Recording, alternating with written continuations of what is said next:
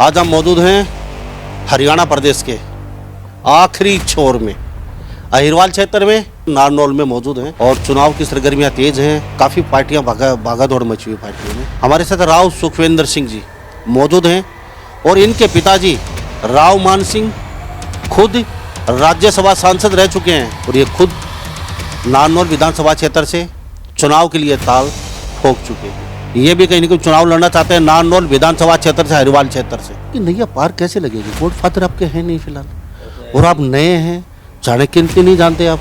एक अफसर लाइन अलग होती है, अफसर अपना काम करना वो अलग मैटर होता है, लेकिन यहाँ चुनाव लड़ना बहुत टेढ़ी खीर है। और चुनाव लड़ेंगे तो साम दाम और दंड और भेद, आपको ना साम आता है, ना दंड आता है, ना भेद आता है। ये जनता का निर्णय होगा और जनता हमेशा हर एक आदमी के काम देखती है, उसकी नीयत देखती है, उसकी सोच देखती है। आप लगातार तवा तोड़ लोगों के बीच जा रहे हैं, गांव-गांव में जा रहे हैं, तो ये झंडा डंडा बैनर कब दिखाई देगा? या फिर खुद निर्दलीय लड़ने वाले आपके बाद चुनाव? कहते हैं कि यहाँ से विधायक जब बनता है तो राव साहब राजा जी राव इंद्रजीत का आशीर्वाद की विकेट नैया कहते हैं कि बहुत मुश्किल है, असंभव है राव साहब का जब तक आशीर्वाद नहीं होता। राव साहब भाई देव राव साहब ने आशीर्वाद नहीं दिया आपको और किसी को दे देते हैं और कोई पार्टी आपको नहीं लेती है, तो वास्तव में सुखविंदर सिंह फिर भी कहाँ मैदान में डटे रहेंगे, निर्दलीय चुनाव लड़ेंगे? नमस्कार, स्वागत है आपका हरियाणा न्यूज़ 24 पे। मैं हूं मुन्ना लांबा, मेरे सहयोगी हिमांशु लांबा के साथ। आज हम मौजूद हैं हरियाणा प्रदेश के आखिरी छोर में अहिरवाल क्षेत्र में। इससे आगे राजस्थान नारनौल में मौजूद हैं और ये विधानसभा क्षेत्र नारनौल है। इससे आगे राजस्थान शुरू हो जाता है। आखिरी छोर पे मौजूद हैं और चुनाव की सरगर्मियां तेज हैं और जो नेता लोग हैं जो लड़ना चाहते हैं चुनाव, वो कहीं ना कहीं अपने वोटों के बीच जा रहे हैं, अपना कहीं ना कहीं अपना एक आकलन लगा रहे हैं और काफ़ी पार्टियां भागादौड़ मची हुई पार्टियों में। तो आज उसी कड़ी में हम नारनौल में एक ख़ास मेहमान पहली बार हमारे साथ और ख़ास बातचीत में जुड़ रहे हैं और ये खुद नारनौल विधानसभा क्षेत्र से चुनाव के लिए ताल ठोक चुके हैं। सारी बात तो इनसे ही करेंगे। हमारे साथ राव सुखविंदर सिंह जी मौजूद हैं और इनके पिताजी राव मान सिंह खुद राज्यसभा सांसद रह चुके हैं। कौन से सन में रहे, कब बने, वो तो इनसे सारी बात जानेंगे। खुद ये बिजली विभाग में अधिकारी से रिटायरमेंट है, एससी के पद पे थे। ये 6 साल अपने घर के लिए निकाले।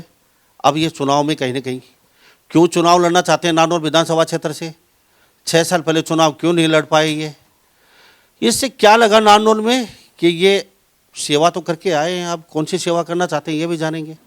कई विषयों पे बातचीत करेंगे इनसे खास बेबाक तरीके से, क्योंकि इनके पिताजी खुद राजनेता थे, राज्यसभा सांसद थे राव मान सिंह।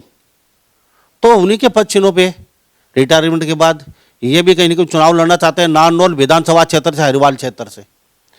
सभी विषयों पे बेबाक तरीके से बातचीत करेंगे। राव सुखविंदर से आपका बहुत बहुत स्वागत है हरियाणा न्यूज़ 24। धन्यवाद। राव साहब, पिताजी सांसद थे आपके राव मान सिंह से, कौन से सन में? वो 2001 के अंदर बने थे और पहले वो आईपीएस ऑफिसर थे, रिटायर हुए और इसी इलाके में नीरपुर गांव से हैं। मेरी पैदाइश भी नीरपुर गांव से और शुरू में उन्होंने खेलों के अंदर बड़ा नाम कमाया, लोग उनको खिलाड़ी के नाम पे जानते थे। बाद में वो पुलिस में भर्ती होने के बाद आईपीएस रैंक पे रिटायर हुए। बाद में स्टाफ सिलेक्शन बोर्ड के चेयरमैन रहे और राज्यसभा के सांसद रहे। 2001 के अंदर चौधरी देवीलाल जी की जगह सांसद बने थे और इसी कड़ी के अंदर उन्होंने भी जब रिटायरमेंट के बाद अपने क्षेत्र में लोगों के बीच आए, उनकी सेवा की, निस्वार्थ सेवा की। उसी भावना से अपने दायित्व में पारिवारिक दायित्व पूरे करके और अब लोगों के अपने क्षेत्र के लोगों के बीच में आया हूँ। इस बार विधानसभा का इलेक्शन लड़ना चाहता हूँ। राव साहब, चलो बहुत अच्छी बात है। प्रजातंत्र है, चुनाव कोई भी लड़ सकता है। आप भी उसी कड़ी में चुनाव लड़ रहे हैं और ये अहिरवाल क्षेत्र आपका और यहाँ पे अब की बार तो बीजेपी को 12, 13, 14 सीटें झोली में। तो अब की और विषय पे बात बाद में करेंगे आपकी बातचीत। सबसे पहले यही जान लेते हैं कि वास्तव में अब की बार फिर दोबारा से बीजेपी की झोली में 14, 15, 16 सीटें दोबारा से आने वाली हैं, या फिर अब की बार माहौल कुछ अलग रहेगा? अभी तो माहौल, वैसे तो पब्लिक कुछ भी निर्णय लेती है, लेकिन जो माहौल है अभी किसी तरह का कोई लहर नहीं है, ना कोई इस तरह की बातचीत हमें सुनी। जो कि जनसंपर्क में हम जा रहे हैं लोगों के बीच में, और जनसंपर्क के दौरान ऐसा कुछ नज़र नहीं आया कि किसी की एक तरफा वोटिंग होती है। अब सब आपके गॉडफादर थे, वो अब इस दुनिया में नहीं है, भगवान को प्यारे हो चुके वो तो। और बिगर गॉडफादर के राजनीति में आना बहुत टेढ़ी खीर है, ये भी आप मानते हैं। आशीर्वाद बहुत ज़रूरी होता है, ऊपर तक सिफारिश करनी पड़ती है। कितने बड़े नेता हों, वो चुपचाप बैठे रह जाते हैं, और जिनके गॉडफादर होते हैं उनको टिकट मिल जाती है और वो सिंहासन पे बैठ जाते हैं लोग। तो आपकी नैया पार कैसे लगेगी? गॉडफादर आपके हैं नहीं फिलहाल, और आप नए हैं, चाणक्य नीति नहीं जानते आप। एक अफसर लाइन अलग होती है, अफसर अपना काम करना वो अलग मैटर होता है, लेकिन यहाँ चुनाव लड़ना बहुत टेढ़ी खीर है। और चुनाव लड़ेंगे तो साम दाम और दंड और भेद, आपको ना साम आता है, ना दंड आता है, ना भेद आता है। तो फिर कैसे? बहुत कई बार चुनाव लड़ चुके हैं ये लोग जो आपको देख रहे हैं, सुन रहे हैं अभी। ये आपके विधानसभा क्षेत्र से 4-4, 3-3 बार एमएलए विधानसभा बड़े बड़े चुनाव लड़ चुके हैं। तो इनके बीच में आप अपने आप को कहाँ खड़ा पाते हैं? क्या कैसे देखते? ऐसा है कि ये जनता का निर्णय ही होगा, और जनता हमेशा हर एक आदमी के काम देखती है, उसकी नीयत देखती है, उसकी सोच देखती है, और पारिवारिक जो उसका पीछे का बैकग्राउंड है वो देखती है। जब मेरे पिताजी ने अपनी स्वार्थ सेवा की, उनके ऊपर कभी किसी तरह का छीटा लांछन नहीं लगा, और इसी कड़ी के अंदर मैं लोगों के बीच में अपना कर्म कर रहा हूँ। बाकी निर्णय जनता को करना है। अब तक आपके पोस्टर में, आपके बैनर में किसी पार्टी का झंडा ना डंडा है, ना कोई निशान है, और आप लगातार तावा तोड़ लोगों के बीच जा रहे हैं, गांव-गांव में जा रहे हैं। तो ये झंडा डंडा बैनर कब दिखाई देगा? या फिर खुद निर्दलीय लड़ने वाले आपकी बार चुनाव, ये भी है। और निर्दलीय लड़ेंगे तो निर्दलीय थोड़ा सा बहुत टफ होता है चुनाव लड़ना, और लड़ना फिर जीतना उससे भी ज़्यादा टफ होता है। तो क्या वास्तव में निर्दलीय लड़ने वाले, या किसी पार्टी से अंदरूनी खाते कुछ आपकी बातचीत चल रही है? ऐसा है कि मैं जनता के बीच में जा रहा हूँ, भाइयों के बीच में, बुजुर्गों से आशीर्वाद ले रहा हूँ, और उनसे अपने विचार साझा कर रहा हूँ, उनके विचार सुन रहा हूँ।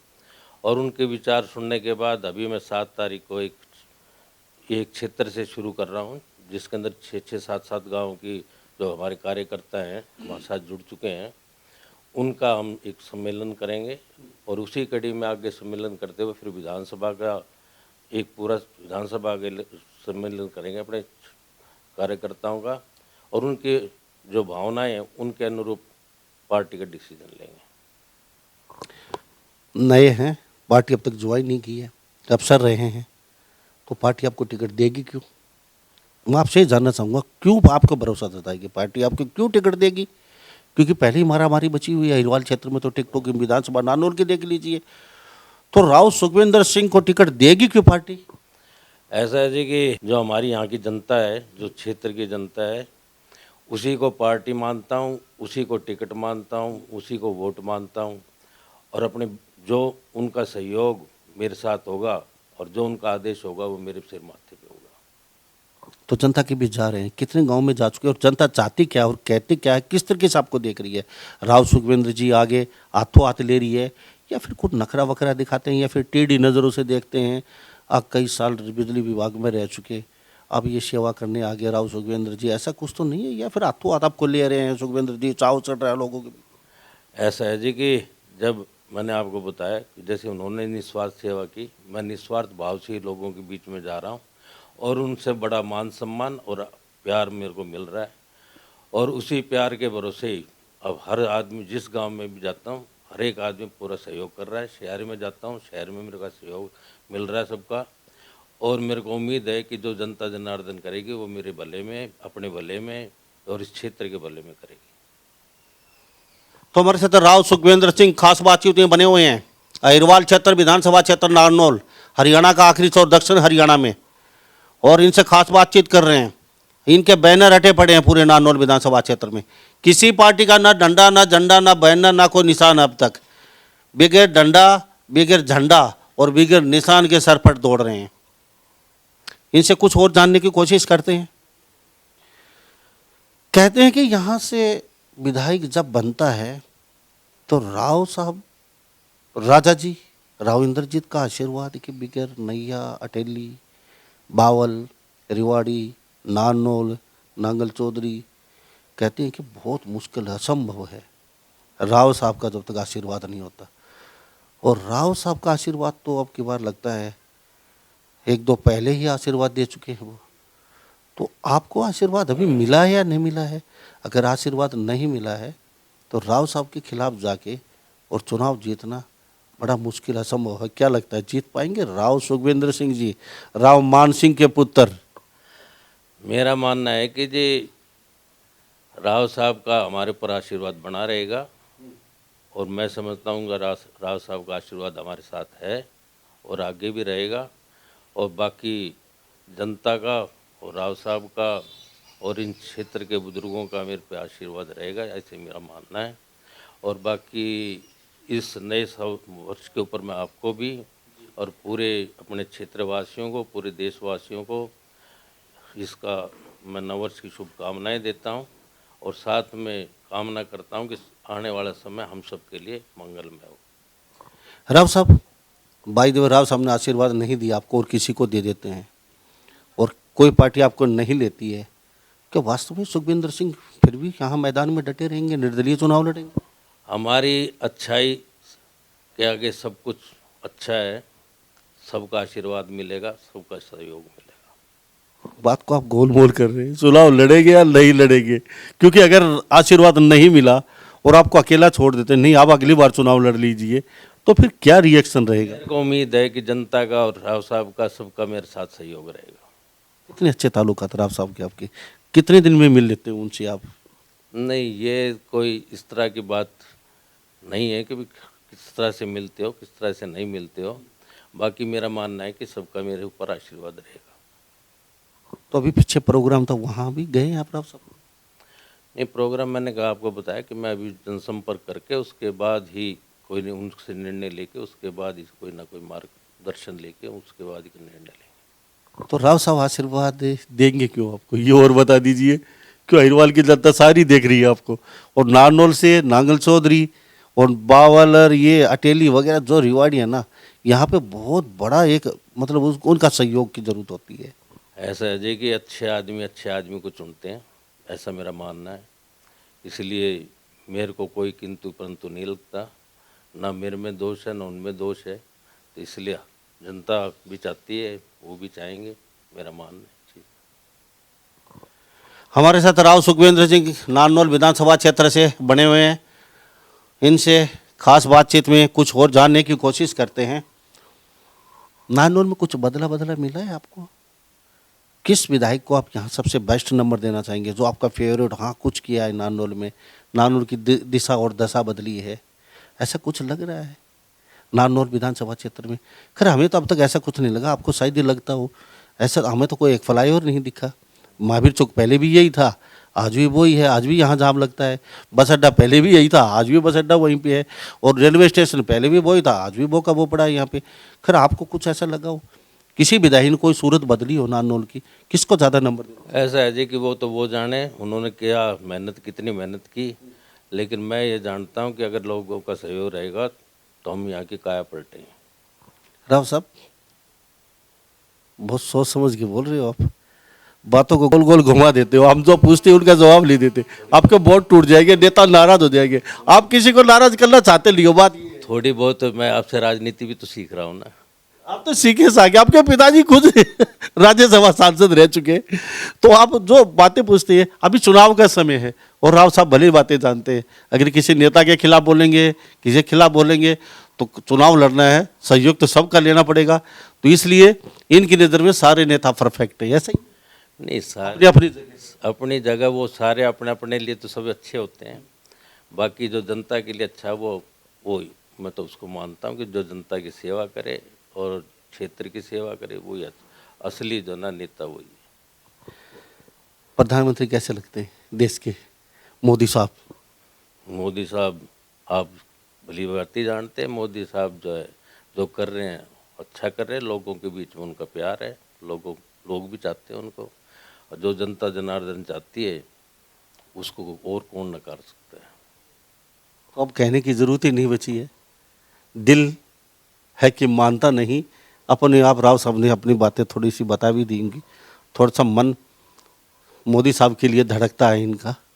नहीं, अच्छे आदमियों के लिए सबके लिए इज्जत है हमारे उसमें मन में, और अच्छे आदमी हमेशा इज्जत करनी भी चाहिए।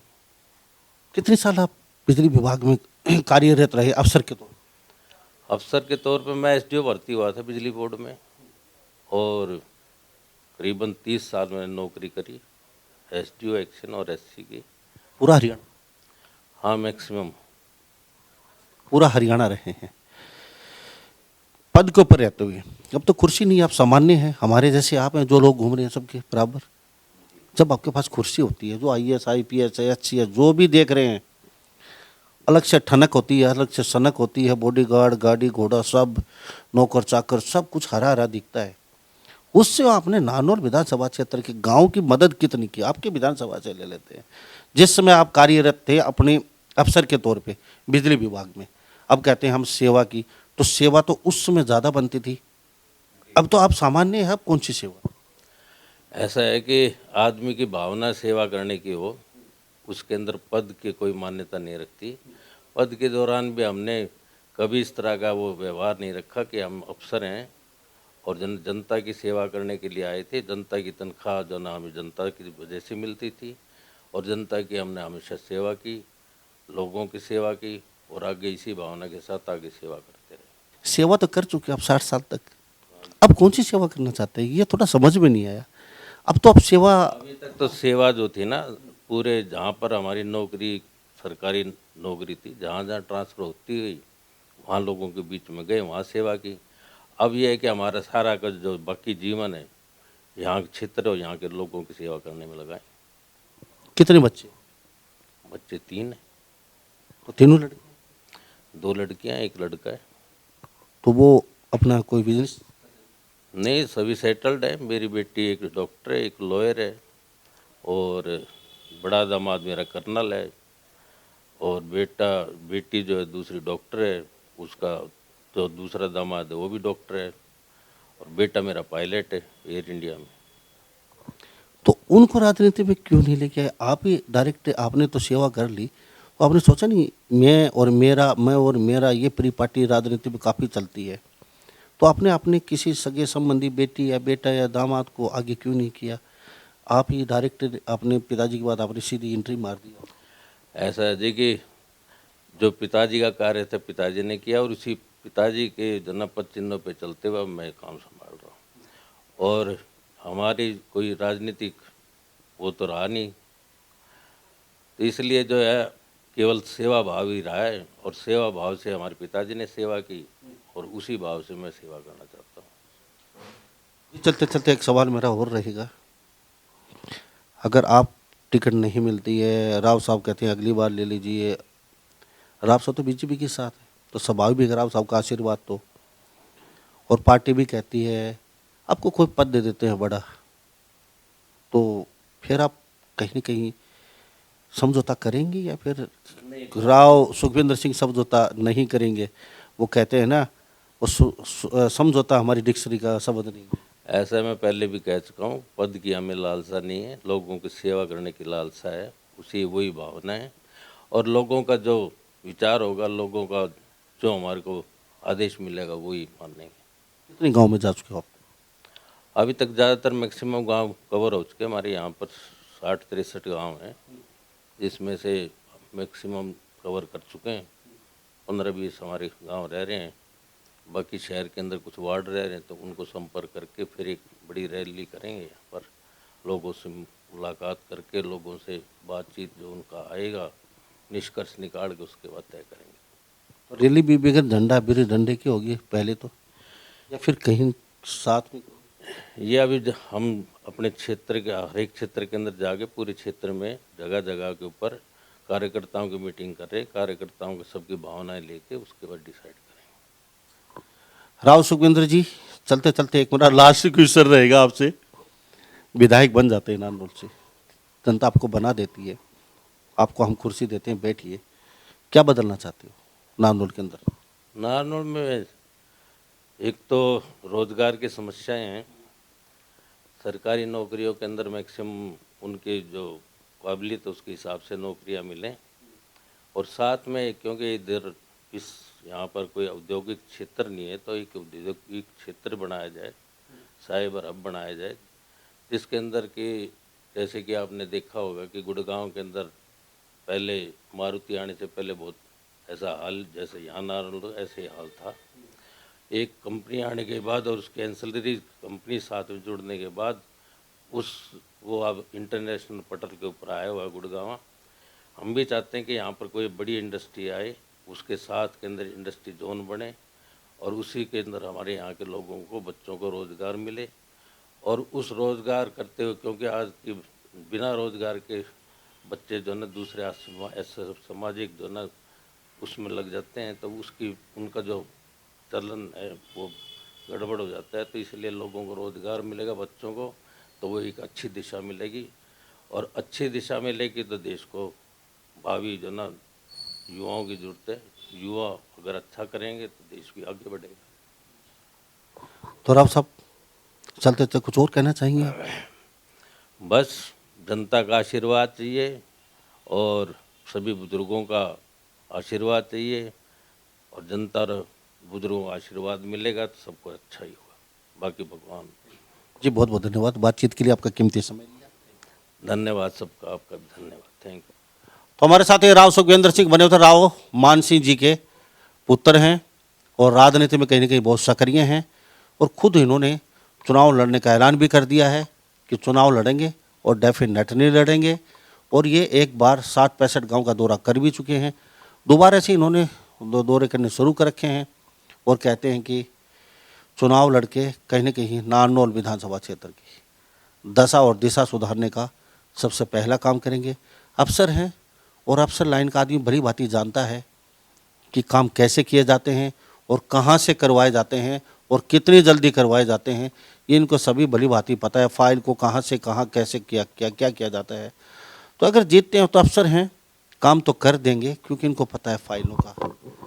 तो इस बारे में आप क्या सोचते हैं? सभी इन बातों के साथ मैं मुन्ना लांबा, मेरे सहयोगी हिमांशु लांबा के साथ हरियाणा न्यूज़ 24। नमस्कार, जय हिंद।